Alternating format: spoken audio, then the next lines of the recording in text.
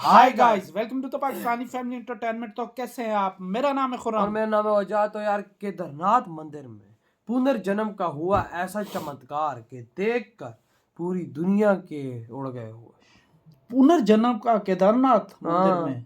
ये कैसे यार? यार ये तो बहुत पुनर्जन्म का यार लेकिन हाँ। सुना हुआ तो है, लेकिन यार ये पुनर्जन्म का चमत्कार केदारनाथ बाबा पे हुआ है, मंदिर पे यार अभी तो वॉच करेंगे हाँ। तभी पता लगेगा। तो कौन ऑन करते देखते हैं। हैं स्टार्ट। क्या हुआ जब केदारनाथ में घटा पुनर्जन्म का एक ऐसा चमत्कार जिसे देखकर आपके भी रोंगटे खड़े हो जाएंगे। आखिर किस प्रकार बाबा केदारनाथ ने एक पत्नी को पुनर्जन्म के रूप में एक बार फिर से अपने पति से मिलाया? इस पूरी घटना को देखने के पश्चात आपको भी पुनर्जन्म पर विश्वास होने लगेगा और यह आज की घटना विज्ञान के लिए भी कड़ी चुनौती साबित होने वाली है, क्योंकि एक ऐसा चमत्कार बाबा केदारनाथ के धाम में हुआ जिसने वैज्ञानिकों को भी घुटने के बल गिरने पर मजबूर कर दिया। और उस चमत्कार को देखकर अच्छे अच्छे नास्तिकों के होश उड़ गए। आज की वीडियो में बताएंगे, पूरा सच आप अंत तक देखते रहें। लेकिन सबसे पहले, अगर आप बाबा केदारनाथ के सच्चे भक्त हैं तो वीडियो को अवश्य लाइक करें और कमेंट बॉक्स में सच्चे मन से जय श्री केदार अवश्य लिखिए। दोस्तों, बात है साल 2013 की, जब विनय नाम के व्यक्ति अपने पूरे परिवार के साथ 4 धाम की यात्रा पर जाने की योजना बनाते हैं। उनके परिवार में उनके माता पिता, उनकी 13 साल की बेटी संध्या और उनकी पत्नी ज्योति शामिल थी। वैसे तो विनय जी अपने परिवार के साथ घूमने के लिए दुबई जाने वाले थे, लेकिन अंत समय पर उन्होंने यह निर्णय लिया कि उन्हें 4 धाम की यात्रा पर जाना चाहिए, क्योंकि यह बहुत पुण्य का काम है।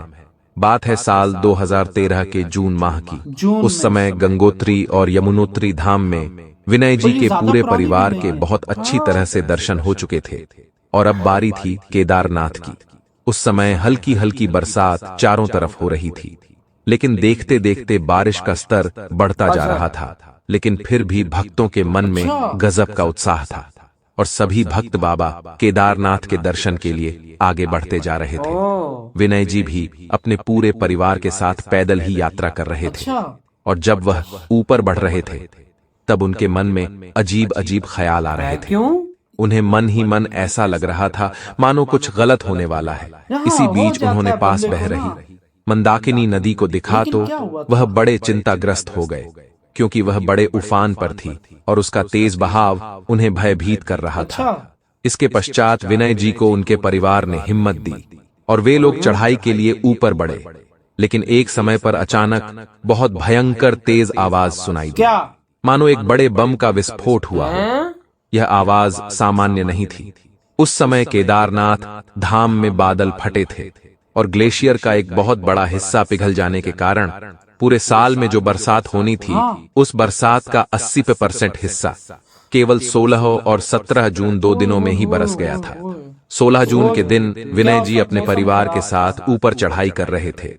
तभी उन्होंने देखा कि नदी का जल स्तर भयंकर बरसात के कारण बढ़ता जा रहा है। उन्होंने अपने परिवार को सुरक्षित करने के लिए ऊंचाई पर चढ़ना शुरू किया और जंगलों की ओर वह ऊपर भाग रहे थे। तभी उन्होंने जो देखा वह नजारा बहुत भयानक था। मंदाकिनी नदी अपने तेज प्रवाह में सब कुछ बहा रही थी, चाहे वह बड़े बड़े पेड़ हों, बड़े बड़े होटल हों, रेस्टोरेंट हों, और कई सारे लोग इस बाढ़ की चपेट में आ चुके थे। लेकिन अभी भी विनय जी का परिवार सुरक्षित था। उन्होंने अपनी सुरक्षा के लिए एक स्थान देखा और एक होटल में अपने पूरे परिवार के साथ ठहर गए। उन्हें आशा थी कि वह होटल बड़ी ऊंचाई पर है, वह सुरक्षित रहेंगे। लेकिन जैसे जैसे रात हो रही थी, बारिश का प्रवाह तेज हो रहा था। अब देखते देखते बाढ़ उस होटल तक भी आ पहुंची थी, जहां पर विनय जी के साथ उनका पूरा परिवार बाढ़ की चपेट में आ गया। जब सुबह हुई तो विनय के माता पिता एक होटल में निश्चित स्थान पर फंसे हुए थे। विनय जी की पत्नी ज्योति भी एक पेड़ के पास फंसी हुई थी। जब उन्हें होश आया तो सबसे पहले ज्योति जी ने अपने बच्चों को ढूंढा और कुछ समय बाद उनके बच्चे उन्हें एक नजदीकी मंदिर से सही सलामत मिल गए। विनय जी का पूरा परिवार सही सलामत था, लेकिन विनय जी का कोई पता नहीं था। चारों तरफ बहुत ढूंढने के पश्चात भी विनय जी का कोई पता नहीं चल पाया। सभी लोग रो रहे थे, बिलख रहे थे। वहां कई हजार ऐसे लोग थे जिनके अपनों को वे खो चुके जानी थे। जब कई तुझे लोगों पता के तो है, शव भी नहीं मिल सैलाब आ पाए जाए। थे, लेकिन एक परिवार के मुखिया के तौर पर विनय जी ने अपनी जिम्मेदारी बखूबी निभाई और अपने परिवार को हर स्थिति में सुरक्षित किया, अपनी जान का बलिदान देकर। कुछ समय पश्चात जब वायु सेवा को इस पूरी घटना के बारे में पता चला तो एक रेस्क्यू ऑन ऑपरेशन निकल गया और उसे क्षेत्र में जितने भी फंसे हुए लोग थे उन सभी का 10 से 15 दिनों के भीतर हेलीकॉप्टर के माध्यम से रेस्क्यू किया लेकिन गया। विनय जी का पूरा परिवार हिम्मत हार चुका था। वह समझ चुके थे कि उन्होंने अपने बेटे को खो दिया है। ज्योति जी समझ चुकी थी उन्होंने अपने पति को खो दिया है।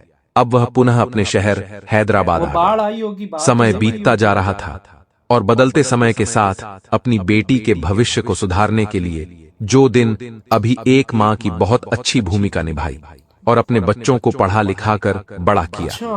तकरीबन 10 साल बाद जब संध्या 23 साल की हो चुकी थी, उसकी इंजीनियरिंग की पढ़ाई चल रही थी, तो उसने अपने दोस्तों के साथ केदारनाथ जाने की इच्छा जताई। लेकिन जब ज्योति ने इस बारे में सुना तो उसके दिल को बहुत बड़ा झटका लगा और उसने तुरंत ही संध्या को केदारनाथ जाने से मना कर दिया, क्योंकि वो उस घटना को आज तक नहीं भूल पाई थी। लेकिन संध्या भी बहुत जिद्दी थी। केदारनाथ जाने के लिए उसने खाना पीना छोड़ दिया और विवश होकर ज्योति ने उससे कहा कि तुम केदारनाथ जाना चाहती हो तो अपने दोस्तों के साथ नहीं, तुम्हें मेरे साथ चलना होगा। जिसके बाद संध्या भी तैयार हो चुकी थी और एक सप्ताह बाद वह केदारनाथ के लिए रवाना हो गए। उस समय मई का महीना था और 2024 का समय था। घटना को 10 साल बीत चुके थे, लेकिन आज भी। लेकिन जब विनय जी की पत्नी ज्योति केदारनाथ एक बार पुनः गई तो वही दृश्य लगातार उसकी आंखों में आ रहे थे और विनय जी की याद से उसकी आंखों में आंसू ला रही थी। लेकिन अपनी बेटी की इच्छा को पूरा करने के लिए अपने डर का सामना करके उन दोनों ने उसे दिन बाबा केदारनाथ के बहुत अच्छी तरह से दर्शन किए। तभी वहां पर एक बहुत बड़ा चमत्कार हुआ। आगे वीडियो में इसके बारे में चर्चा करेंगे और यही चमत्कार पूर्व जन्म की घटना के साथ जुड़ा हुआ है, इसलिए वीडियो को आप अंत तक देखते रहिए। ज्योति जी को उस जगह पर एक फूल बेचता बच्चा दिखाई दिया जिसकी उम्र मात्र 10 वर्ष लग रही थी। जब उसे बच्चे ने ज्योति को देखा तो अचानक ही उसके हाव भाव बदल गए। ज्योति को भी उस बच्चे में कुछ अपनापन सा लग रहा था। जब वो बच्चे के पास गई तो अचानक उस बच्चे का सर घूमने लगा और वह इस सब जगह पर बेहोश हो गया। इसके पश्चात ज्योति ने उसके चेहरे पर पानी डालकर पुनः उसे होश में लाया। लेकिन होश में आने के बाद उस बच्चे ने जो कहा उसे सुनकर आपके पैरों तले जमीन खिसक जाएगी। उसका कहना था कि ज्योति आखिरकार तो आ ही गई। मैं पिछले 10 सालों से तुम्हारा इंतजार कर रहा हूँ। मैं तुम्हारा पति विनय हूँ और ये मेरा पुनर्जन्म है। छोटे बच्चों के मुंह से ऐसी बातें सुनकर ज्योति को बहुत बड़ा झटका लगा। वह इन सबका पर विश्वास नहीं कर रही थी। लेकिन आखिर उस बच्चे को उसके पति के बारे में कैसे पता चला कि 10 साल पहले विनय जी की बाढ़ में मृत्यु हो गई थी। तभी वहां से दिव्य संत महाराज गुजर रहे थे। उन्होंने यह सारी घटना अपनी आंखों से देखी थी। वे उन दोनों के पास आए और कहा और अपनी सिद्धियों से सब कुछ पता लगाकर ज्योति से कहा कि 10 साल पहले बाढ़ में तुम्हारे पति की मृत्यु हो गई थी। तभी महादेव की कृपा से उसका पुनर्जन्म भी केदारनाथ में ही हुआ और यह बच्चा ही पिछले जन्म में तुम्हारा पति था और आज इसकी उम्र भी 10 वर्ष है, क्योंकि उस घटना को केवल 10 वर्ष हुए हैं। यह सारी सच्चाई सुनकर ज्योति को भी बहुत बड़ा झटका लगा, लेकिन उसने भी सच को स्वीकार लिया, क्योंकि वह बच्चा जो भी बोल रहा था वह बातें एकदम सच थीं। ज्योति और संध्या को आखिरकार विनय जी पुनः मिल गए थे, लेकिन एक बच्चे के तौर पर। इसके बाद पता चला कि उस बच्चे का तो इस दुनिया में कोई भी नहीं है। जन्म देते समय उसकी मां गुजर गई और पिता भी कहीं लापता थे। तो ज्योति उस बच्चों को अपने साथ अपने घर ले आई और उसका पालन पोषण अपने पैसों से करने लगी। भले ही वह विनय जी का पुनर्जन्म था, लेकिन वह उसे बच्चों को अपने बेटे की तरह रखती थी और उसकी मौजूदगी उन्हें विनय जी का एहसास कराती थी। यह सिलसिला जारी रहा। इसके बारे में कई न्यूज़पेपर और कई मीडिया न्यूज में दिखाया गया। यह अभी तक का केदारनाथ में घटा पुनर्जन्म का सबसे बड़ा चमत्कार बना, जिसे लेकर आप क्या विचारधारा रखते हैं इधर हुई है भाई वीडियो साहब। खत्म। देख ले खुरम यार चमत्कार। अच्छा कि भाई वहां पर जो बड़े बाबा थे उन्होंने भी कंफर्म किया कि ये बात सच है, ये बच्चा सही बोल रहा है, और ये इसका विनय जी हैं। पुनर्जन्म और है। एक बात मैं तुझे बताऊं, जहां तक मुझे समझ आती है, क्योंकि वो केदारनाथ मंदिर पे आए थे विनय जी, हाँ। जाहिर बात है भोले बाबा का मंदिर है, तो जब ये बाढ़ आई वो गुजर गए, तो मेरे ख्याल से दोबारा उसी बच्चे का फिर ये जन्म हुआ, मतलब उन्हीं का ही, विनय जी का दोबारा। तो फिर ये सीन ऐसा हुआ कि उनकी माँ भी छोड़ गई और उनके पिता और का वो भी नहीं वहां पर पता। मंदिर के बाहर बैठ के वेट कर रहे थे हाँ। कि कब ये मेरी फैमिली आएगी तो मैं उनको भाई और सब मुझे बोल यही लग बताऊंगा। रहा है जैसे ही विनय जी गए होंगे इनका जन्म हो गया होगा विनय जी का दोबारा। हाँ हाँ हाँ मुझे बिल्कुल। 100% यार यही लग रहा है, क्योंकि पुनर्जन्म ऐसे ही होता है, क्योंकि यार देख क्योंकि देख भोले बाबा के चमत्कार किसी से छुपे ढके नहीं बिल्कुल। है। और यूनियन भी होती हैं भाई,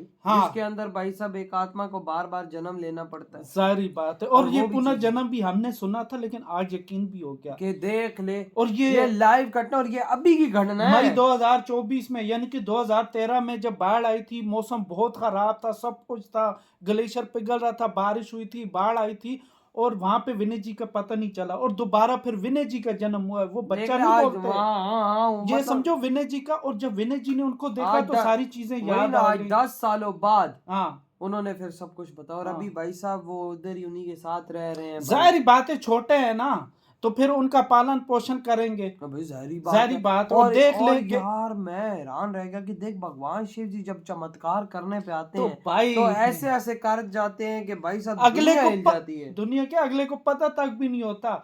यानी कि 2013 में, मैं फिर से वही कह रहा हूँ कि भोले बाबा केदारनाथ मंदिर पे आए और वहीं पे यही हुआ। फिर दोबारा से देखो ना, विनय जी को मिलवा दिया ना उनसे। ये सही कहा तूने। तो यार यार वाकई यार भाई आपके यकीन क्या करना पड़ेगा। कसम से। तो यार इस बारे में आपके क्या थॉट है? इधर ही वीडियो तुम कर देते हो। तो बाय।